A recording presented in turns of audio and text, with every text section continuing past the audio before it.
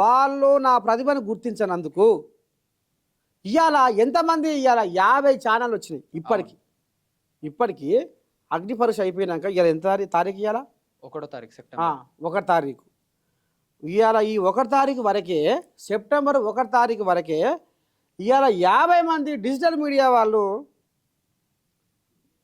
నర్సయ్య తాతకు అండగా, నర్సయ్య తాతలో సత్తా ఏముందో దమ్మేముందో మాకు తెలుసు, నర్సయ్య తాతకు అన్యాయం జరిగింది అనేది ఇలా ఇంతమంది ఆదరణ దొరికింది నాకు.